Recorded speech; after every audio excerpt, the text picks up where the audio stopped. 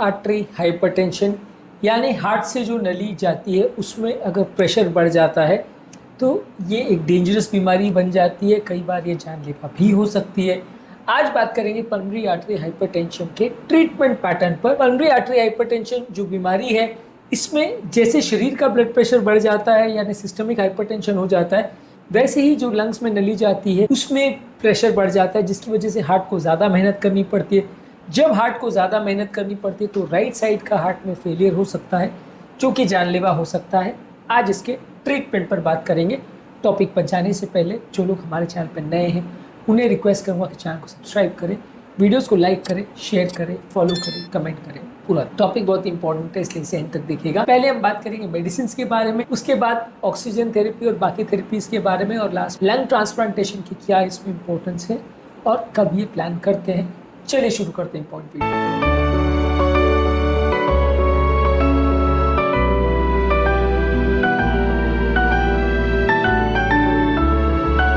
सबसे पहले मेडिसिन की अगर हम बात करें तो देखिए पल्मोनरी आर्टरी हाइपरटेंशन में मेडिसिन आती हैं लेकिन बहुत ज्यादा इफेक्टिव मेडिसिन नहीं होती। शरीर का ब्लड प्रेशर कम करना यानी सिस्टमिक हाइपरटेंशन को कम करना कंपैरेटिवली ज्यादा आसान है, पल्मोनरी आर्टरी हाइपरटेंशन को कम करना कंपैरेटिवली ज्यादा मुश्किल है। इसलिए पल्मोनरी आर्टरी हाइपरटेंशन में आपको कुछ मेडिसिन देनी जरूर पड़ती है लेकिन उतना इफेक्टिवली वो ब्लड प्रेशर को कम नहीं कर पाती है। जैसे सिस्टमिक आर्टरी प्रेशर में किसी का 200 ब्लड प्रेशर भी हो तो आप आराम से दवाइयों के माध्यम से उसको 120 पे ला सकते हो या 100 पे ला सकते हो, जितना आप चाहे उसको कम कर सकते हो।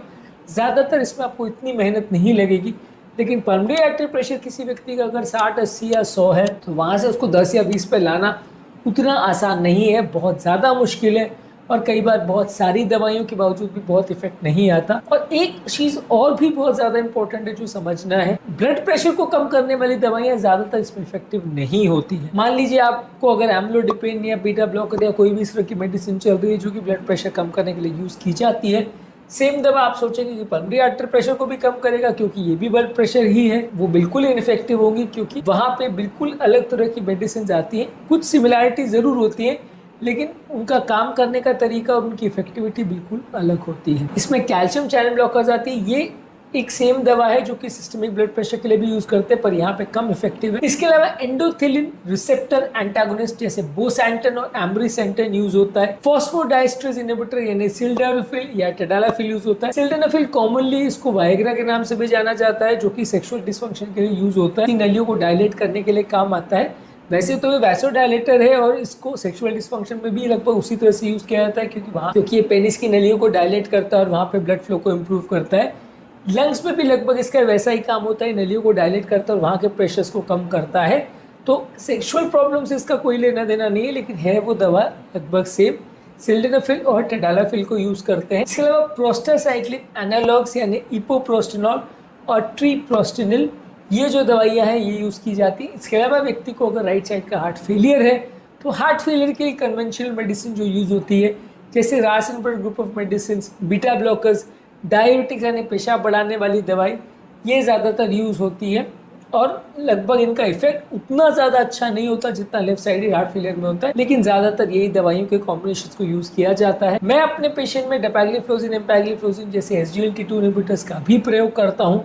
हालांकि राइट साइडेड हार्ट फेलियर में इसकी बहुत ज़्यादा कोई स्टडीज अवेलेबल नहीं है। इसके अलावा खून पतला करने के लिए एंटीकोएगुलेंट दवाइयों का प्रयोग किया जाता है क्योंकि पल्मोनरी आर्टरी हाइपरटेंशन का एक इम्पोर्टेंट कारण पल्मोनरी एम्बोलिज्म होता है जिसमें हार्ट से लंग्स में जाने वाली नली में क्लॉट जम जाता है और इस तरह के पेशेंट्स को अगर खून पतला करने की दवा नहीं दी जाएगी तो बार बार क्लॉट बन सकता है जिससे पल्मोनरी आर्टरी प्रेशर और बढ़ सकते हैं, बिगड़ सकते हैं, पेशेंट की हालत और बिगड़ सकती है।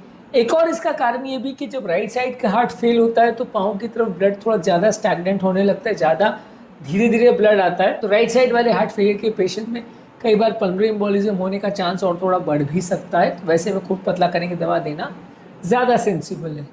इसके अलावा इस तरह के पेशेंट्स को हम ऑक्सीजन थेरेपी देते हैं।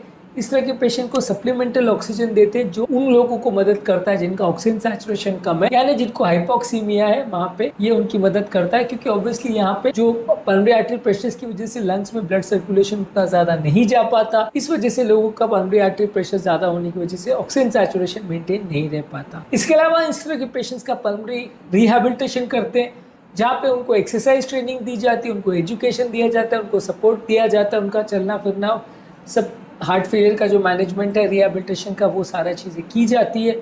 तो वो पल्मोनरी आर्टरी हाइपरटेंशन वाले पेशेंट्स में भी पल्मोनरी रिहैबिलिटेशन की जाती है।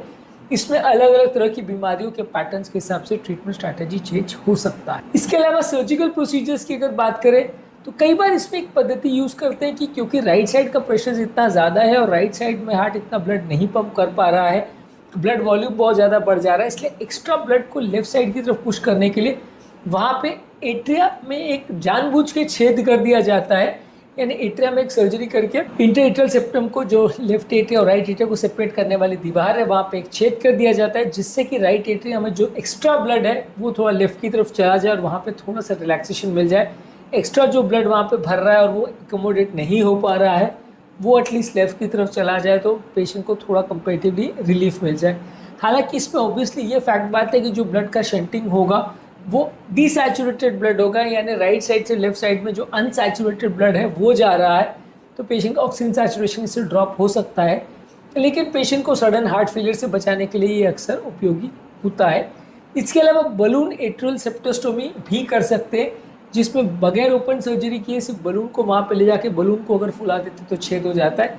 बेसिकली ये छेद को डायलेट करने का और यहाँ पे गैप करने का पर्पज़ ये है कि राइट साइड के हार्ट को कंपेरेटिवली थोड़ा रिलैक्स किया जा सके, ताकि वहाँ एक्स्ट्रा ब्लड जो भर गया है वो निकल सके, उसको एक रास्ता मिल जाए और पेशेंट की हार्ट फेलियर के सिम्टम्स टाइम बिंग ठीक हो जाए। जब तक आप बाकी बीमारी को मैनेज करो, पल्मोनरी आर्टरी हाइपरटेंशन को मैनेज करो, राइट हार्ट फेलियर को इम्प्रूव करो, आपको थोड़ा टाइम मिल जाएगा और पेशेंट की तात्कालिक मृत्यु नहीं होगी।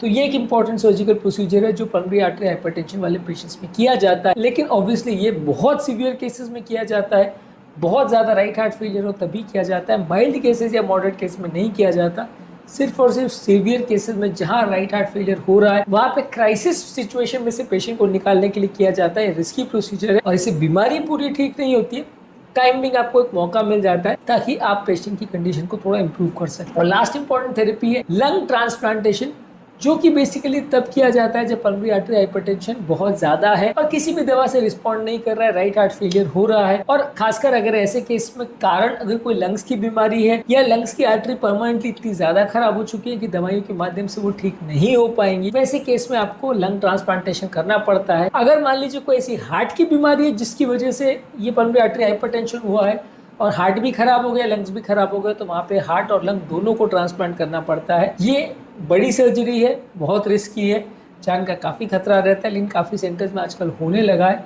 तो अगर एंड स्टेज अगर डिजीज़ है और वो बिल्कुल रिस्पॉन्ड नहीं कर रहा, काफ़ी दिन आपने दवा का ट्रायल कर लिया फिर भी रिस्पॉन्ड नहीं कर रहा है, तो वहाँ पे लंग्स को ट्रांसप्लांट किया जाता है, यानी किसी मृत शरीर का लंग्स वहाँ पे लगाया जाता है। तो इससे नलियाँ चेंज हो जाती है, तो पल्मोनरी आर्टरी प्रेशर जो ज़्यादा बढ़ा हुआ है वो कम हो जाता है, तो हार्ट को थोड़ा रिलैक्स करने का स्पेस मिल जाता है, काम कुछ साल चल जाता है। तो ये है बेसिकली पल्मोनरी आर्टरी हाइपरटेंशन का ट्रीटमेंट स्ट्रैटेजी। आज के टॉपिक में पल्मोनरी आर्टरी हाइपरटेंशन के मैनेजमेंट पर हमने बात करी। पल्मोनरी आर्टरी हाइपरटेंशन होता क्या है, इसके कारण क्या है और ये बीमारी किस तरह की है, इस पर ऑलरेडी हमने सेपरेट वीडियोस किए जो कि आप हमारे चैनल पर देख सकते हैं। टॉपिक एंड करने से पहले जो लोग हमारे चैनल पर नए हैं उन्हें रिक्वेस्ट करूँगा कि चैनल को सब्सक्राइब करें, वीडियोस को लाइक करें, शेयर करें, फॉलो करें, कमेंट करें, पूरा